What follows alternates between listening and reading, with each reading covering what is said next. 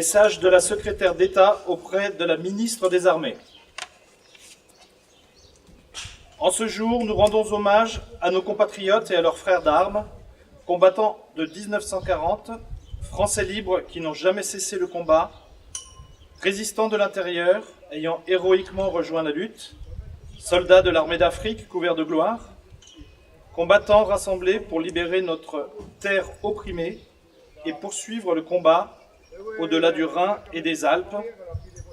À tous, nous exprimons notre gratitude et notre admiration. À la suite du général de Gaulle, ils ont relevé notre honneur et permis à la France d'être à la table des vainqueurs. Leur épopée est entrée pour toujours dans l'histoire. Nous n'oublions pas que, dans le Pacifique, la guerre se poursuivit encore plusieurs mois avec son cortège de souffrances. Nous sommes également rassemblés pour exprimer notre indéfectible gratitude à nos alliés, venus du Royaume-Uni et du Commonwealth, des États-Unis, de l'Union soviétique et de tant d'autres nations d'Europe et du monde. Nous n'oublions pas les sacrifices qu'ils ont consentis. Ensemble, au prix d'infinies souffrances, ils sont sortis victorieux du combat décisif pour la liberté, pour l'honneur, pour la dignité des hommes. Souvenons-nous de toutes celles et de tous ceux qui périrent, anéantis par la folie criminelle des nazis, victimes de l'extermination, des persécutions et de l'oppression, déportés, fusillés, massacrés, internés, martyrs d'une idéologie barbare. Nous sommes rassemblés pour témoigner notre solidarité à toutes celles et à tous ceux dont la vie fut à jamais marquée par les dramatiques conséquences de cette guerre impitoyable. Prisonniers de guerre soumis à une douleur de captivité, requis pour le service du travail obligatoire et réfractaire, populations annexées, déplacées, brutalisées. Nous pensons aux veuves et aux orphelins, aux blessés, à toutes les victimes civiles. La victoire des nations alliées, le 8 mai 1945, a consacré la victoire de la démocratie, des valeurs universelles et de la dignité de l'homme. L'idéologie criminelle et raciste était vaincue. Le 8 mai 1945, la France était à Berlin, effaçant la défaite de mai 1940 et l'esprit collaborationniste.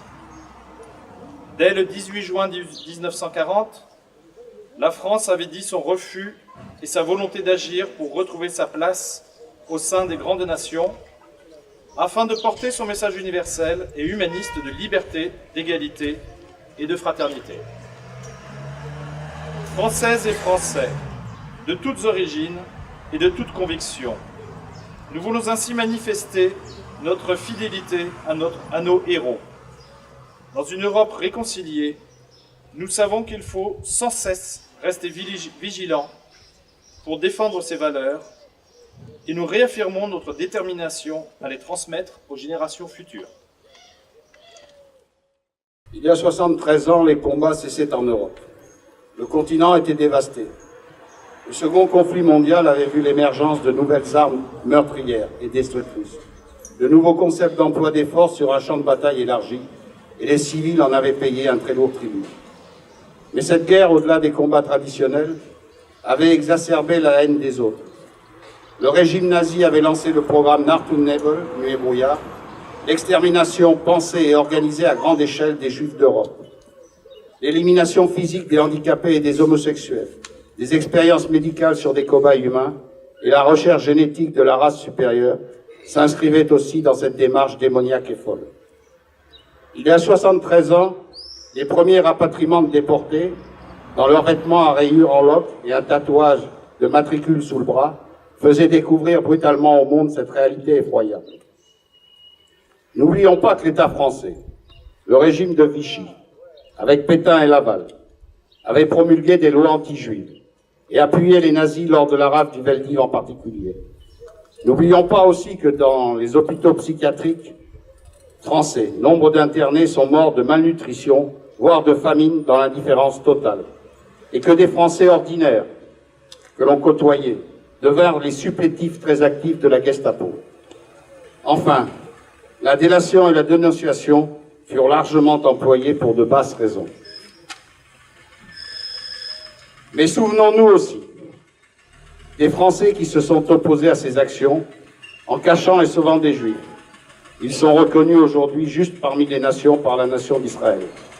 Comme Jean Ordan à Tourette, ce Tourettan qui cacha au village 11 Juifs, hommes, femmes et enfants, avec, il faut le souligner, la complicité bienveillante de tout le village. Alors aujourd'hui, où dans notre beau pays de France, comme ailleurs en Europe d'ailleurs, la parole antisémite se libère et les actes contre les Juifs se multiplient, inspirons-nous de l'esprit des justes, ces hommes et ces femmes qui, au péril de leur vie, ont montré ce que doit être la fraternité humaine. Le respect des différences, couleur de peau, religion, maladie, handicap, est le seul chemin qui doit nous permettre de donner de la sérénité à notre société où l'égoïsme, la violence et la haine sont de plus en plus présents. Il faut avoir confiance dans l'homme, mais aussi il faut savoir rester vigilant.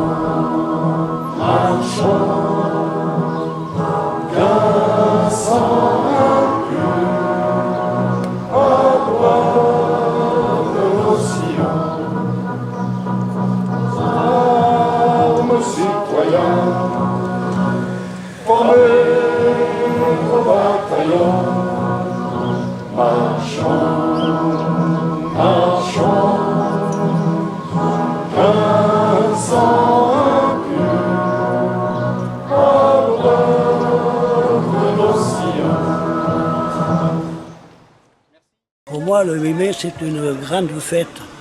Une fête qu'on a pu gagner pour la deuxième fois contre les Allemands, qui étaient vraiment des nazis, des SS, ils étaient très durs. Et avec mon équipe, on avait 13 hommes et moi 14. On est arrivé à faire prisonnier 63 Allemands, avec 14 hommes. Et dans les 63 Allemands, il y avait un colonel qu'ils ont sorti avec le drapeau du cimetière où il se tenait enfermé, quoi. Et le colonel est venu vers moi, il m'a salué et il m'a dit « nous nous rendons ». Voilà, alors j'en suis là maintenant, j'étais fier et le colonel allemand, il a été chic parce qu'il m'a dit « vraiment vous êtes un bon caporal ». Et il m'a salué encore une fois, il m'a touché encore la main et ils sont partis avec le camion, avec 3 camions. Dans chaque camion, il y avait 20 soldats allemands, donc ce qui faisait 60, et 2 blessés et un mort. Et après, à la libération, je suis passé comme chauffeur à mon commandant pendant les 6 mois d'occupation. Voilà.